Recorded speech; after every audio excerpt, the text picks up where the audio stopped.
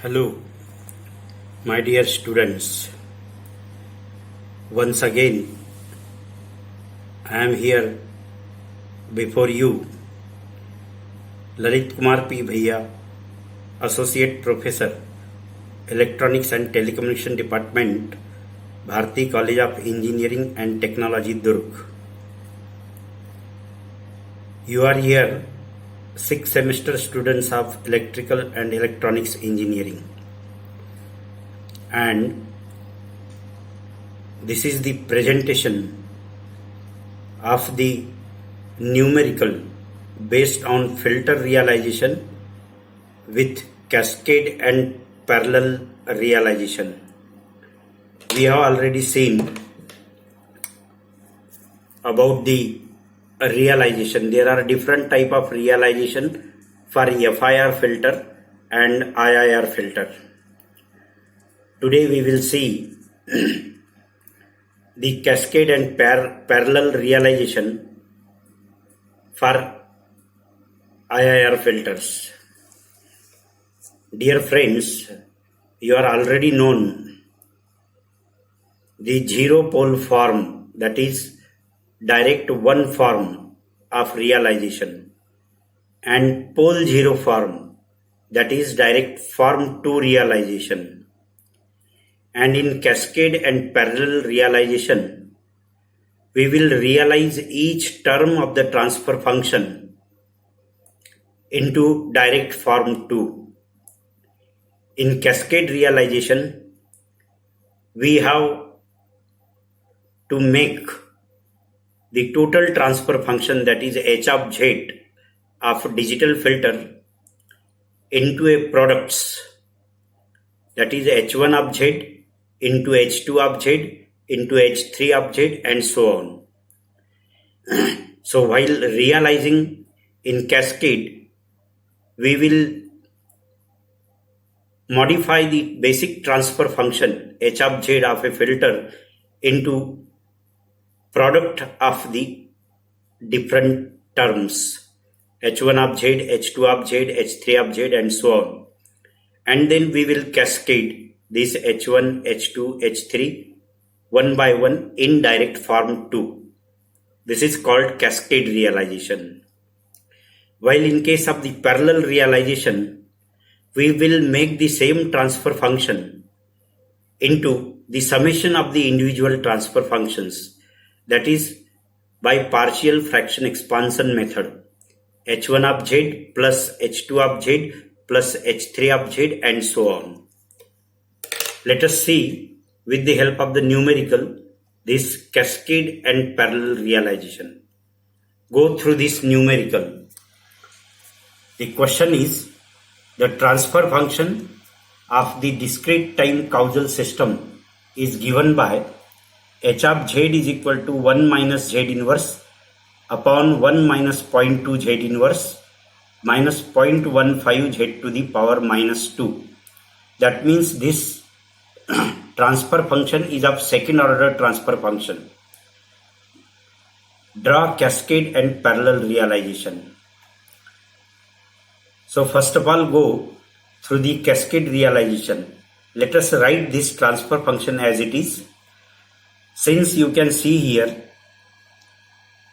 this denominator is a second order polynomial.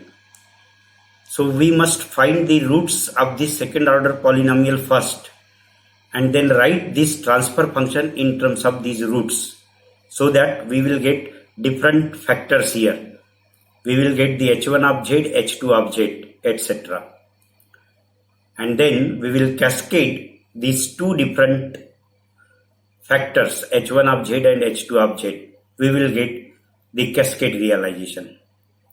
So what we will do, the denominator can be factorized with the help of the polynomial equation ax square plus bx plus c is equal to 0. Then its roots are x1 and x2 are minus b plus or minus square root b square minus 4ac upon 2a. Compare this with this equation. Then we will find here this A is equal to 1, B is equal to 0.2 and C is equal to minus 0.15. B is equal to minus 0.2 and C is equal to minus 0.15. We will put this value in these roots. So we have got here the roots minus 0.5 and minus 0.3.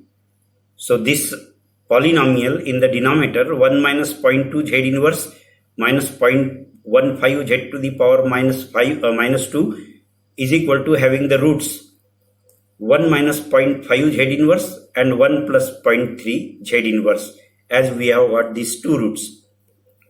Then this polynomial can be written as 1 minus z inverse upon, in first bracket, 1 minus 0.5 z inverse, and in second bracket it is 1 plus 0.3 z inverse. So this factorization is done, and now we can write this h of z into h1 of z into h2 of z. We can express this h of z into h1 of z into h2 of z. Here it is considered 1 minus z inverse upon 1 minus 0.5 z inverse is h1 of z. And in second, we have the h2 of z is equal to 1 upon 1 plus 0.3 z inverse.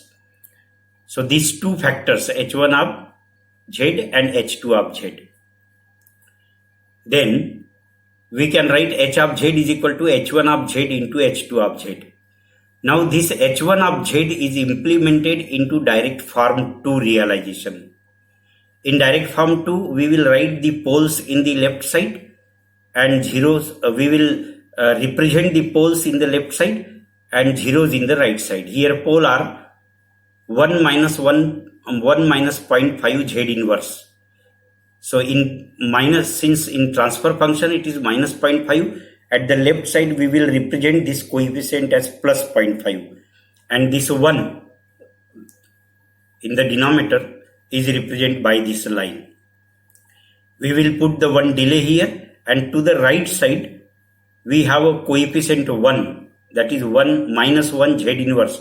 So we will put here minus 1, sign will be as it is, and this 1 is this line. So 1 minus z square represent this side and 1 minus 0.5 z inverse represent this side, and connect these two. So this is the direct form 2 realization of h1 of z. And now this h2 of z, in the same way we will represent in the direct form 2 realization. Here in denominator it is coefficient is plus 0.53. We will represent minus 0.53 here after this delay, this coefficient, and this 1 is represented by this line. So this realization is the this realization is the direct form 2 realization of this h2 of z. Then we have got direct form 2 realization of h1 of z and direct form 2 realization of h2 of z. Then we will cascade these two diagrams here, h1 of z and h2 of z. You can see here, this is h1 of z and this is h2 of z. So this realization is called as the cascade realization. Here x of n is the input, this is h1 of z, this is h2 of z, and here y of n. Or you can say y of z upon x of z is equal to h of z, and this h of z is equal to h1 of z into this h2 of z. This is direct form 2 realization. This is also direct form 2 realization. So this whole diagram represents the cascade realization. Individual term is of direct form 2 realization. Dear friends, remember, while solving the problems of such types and lengthy problems, realize each term in direct form 2, because it is easy to represent in the direct form 2, and direct form 2 realization is then cascaded. Or you can make the parallel also with the help of this direct form 2 realization. In parallel connection or in parallel realization, we again represent this h1 of z, h2 of z in terms of the direct form 2 realization. But in parallel realization, we will take this h of z, that is y of z upon x of z is equal to h of z is equal to, let us say, h1 of z plus h2 of z and so on. But for this, we have to make the transfer function into partial fraction so that we will get h of z is equal to h1 of z and h2 of z. Let us see the parallel realization now. Now you can observe this parallel realization of the same problem. This is the given transfer function. We will write this given transfer function in terms of z. Since higher order is z to the power minus 2, so we can multiply z to the power 2 and divide by z to the power 2. So whole term will be converted into positive powers of z. So we will get this positive powers of z, z square minus z upon z square minus 0.2z minus 0.15. And this can be factorized. Above term can be written as numerator term z into z minus 1. And this is again a second order polynomial. So we can factorize this polynomial. This factorization is given by the roots of this polynomial according to the ax square plus bx plus c. We will get these two roots. P1 is equal to 0.5 and P2 is equal to minus 0.3. So we can write this equation. You will take this z to the left side, that is h of z by z is equal to z minus 1 upon z square minus 0.2z minus 0.15, and the roots of this equation are this one. So this h of z upon z can be written as z minus 1 upon z minus 0.5 into z plus 0.3. So this h of z by z can be written as a1 upon z minus 0.5 plus a2 upon z plus 0.3. This is called as partial fraction expansion form. So using this partial fraction expansion form, now we will, this is f of z, supposed to be f of z. Then we will we will get the values of a1 and a2. We will put here and then realize this separate function into direct form 2, this separate function into direct form 2, and make the parallel connection of these two. So we will get the parallel realization. So let us see this one. So here, as our usual method, we have to determine this a1 and a2. a1 is equal to this z minus 0.5 into this f of z, that is h of z by z, at z is equal to p1. This is minus p1. We will put z is equal to p1.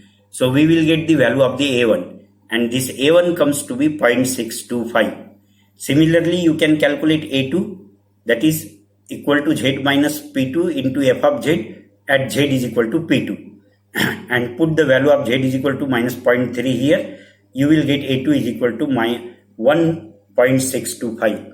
Then we will write f of z is equal to h of z by z is equal to this minus 0.625, that is a1, and 1.625 a2. So this is the first, and this is, and then finally we will get this transfer function minus 0.625 z upon z minus 0.5 and plus 1.625 z upon z plus 0.53. And finally, you convert these positive powers of z into negative powers of z. So divide and multiply by z inverse to both the individual terms. So we will multiply here z to the power minus 1, divide by z to the power minus 1, here also z to the power minus 1, and divide by z to the power minus 1.